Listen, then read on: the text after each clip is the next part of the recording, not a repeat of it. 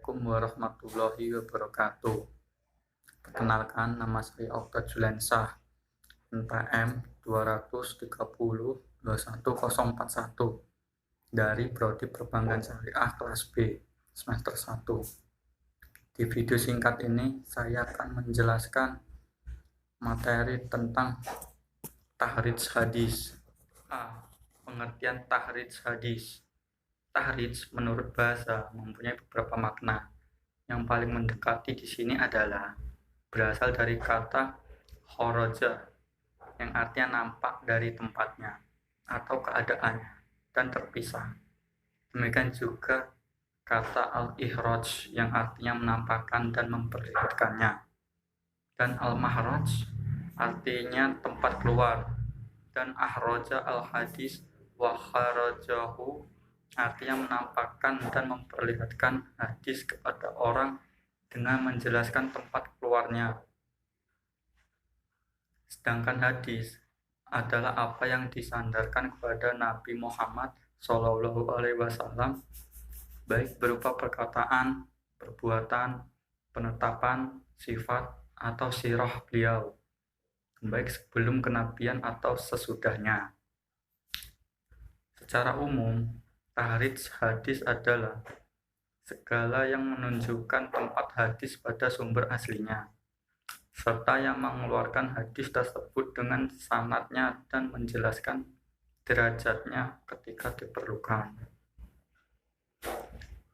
Al-Tahan di dalam kitabnya Ushul al-Tahrij mendefinisikan tahrij hadis adalah menunjukkan atau mengemukakan letak asal hadis pada sumber-sumbernya yang asli yang ada di dalamnya. Kemudian, hadis itu secara lengkap dengan sanadnya masing-masing. Kemudian, manakala diperlukan, dijelaskan kualitas hadis yang bersangkutan. Yang dimaksud menunjukkan letak hadis dalam definisi di atas adalah menyebutkan berbagai kitab yang ada di dalamnya terdapat hadis tersebut. Seperti hadis tersebut diriwayatkan oleh Al-Bukhari di dalam kitab Sahihnya, atau oleh At-Tabrani di dalam Mu'jamnya, atau oleh Al-Tabari di dalam tafsirnya, atau kitab-kitab sejenis yang memuat hadis tersebut. Faktor yang mendorong munculnya tahrij hadis. Pada abad-abad awal perkembangan ilmu dalam Islam, termasuk ilmu hadis, apa yang sekarang disebut dengan ilmu ushul al-tahrij belum diperlukan. Dikatakan oleh Mahmud At-Tahan bahwa para peminat hadis saat itu dengan mudah merujuk kepada kitab-kitab aslinya. Karena kontak mereka dengan kitab-kitab itu sangat kuat, keadaan ini berubah pada abad berikutnya disebabkan oleh berkurangnya intensitas kajian terhadap kitab-kitab sumber aslinya. Ketika itu mereka mengalami kesulitan mengetahui letak hadis pada kitab sumbernya. Jika mereka mendapati hadis-hadis itu dipergunakan sebagai argumen penguat dalam disiplin ilmu-ilmu lain seperti tafsir, fikih, dan sejarah. Dalam kitab-kitab itu, hadis-hadis Nabi dikutip tanpa menyebutkan sumber pengambilannya. Oleh karena itu, bangkitlah kemudian para ulama untuk melakukan tahrij terhadap kitab-kitab tersebut. Di antara kitab-kitab tahrij terhadap hadis-hadis yang dikutip dalam beberapa kitab tanpa sanad adalah: yang pertama, Nas Ar-Rayah li Ahadis Al-Hidayah oleh Al-Hafiz Az-Zailai. Yang kedua, Tahrij Ahadis Al-Kasyaf juga oleh Al-Hafiz Az-Zailai. Secara tahrij al-hadis, para ulama salaf tidak pernah kesulitan untuk melacak hadis karena mayoritas hadis sudah mereka hafal, tidak terbatas matan dan sanadnya. namun juga sumber tempat hadis tersebut diriwayatkan, dan juga kualitas tiap-tiap hadis dengan penguasaan yang begitu rinci. Mereka tidak lagi membutuhkan buku untuk menemukan hadis, cukup dengan kembali pada hafalan-hafalan mereka yang begitu kuat. Sejalan dengan berlalunya waktu, hafalan generasi berikutnya mulai memudar, hingga dibutuhkan sumber-sumber tertulis untuk memudahkan pelacakan informasi yang dibutuhkan.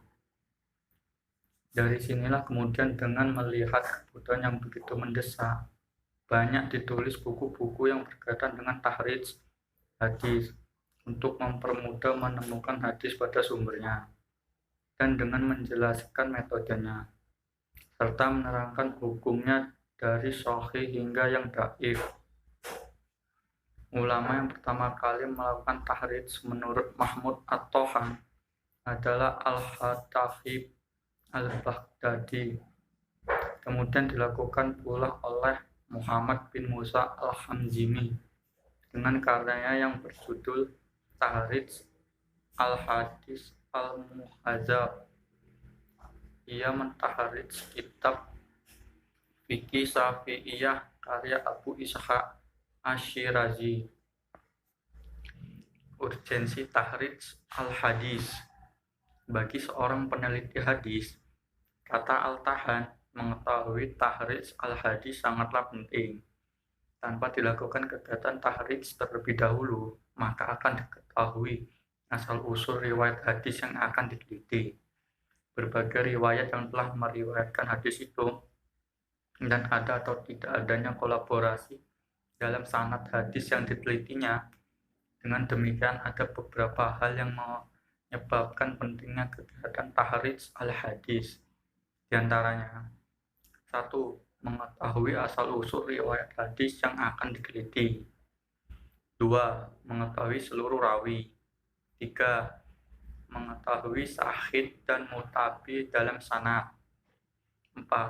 Untuk menentukan kualitas suatu hadis. Manfaat tahrij al-hadis. 1. Mengetahui keberadaan hadis pada kitab-kitab primer hadis. 2. Mengetahui ragam sanad dan matan hadis.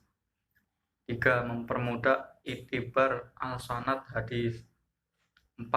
Mengetahui otentitas dan validaritas hadis. F. Metode dan langkah-langkah tahrij al-hadis. Dalam melakukan tahrij, ada 5 metode yang bisa dipakai, yaitu 1. Tahrij melalui lafal yang terdapat dalam matan hadis. 2. Tahrij melalui lafal pertama matan hadis. 3. Tahrij melalui periwayatan pertama. 4. Tahrij melalui tema-tema hadis. 5. Melalui klasifikasi jenis hadis. Langkah-langkah tahrij hadis. Yang pertama, dengan mengetahui perawat hadis yang pertama. 2. Dengan mengetahui lafal awal suatu hadis. 3. Dengan mengetahui sebagian lafal hadis baik di awal, di tengah, maupun akhir matan. 4. Dengan mengetahui tema hadis. 5.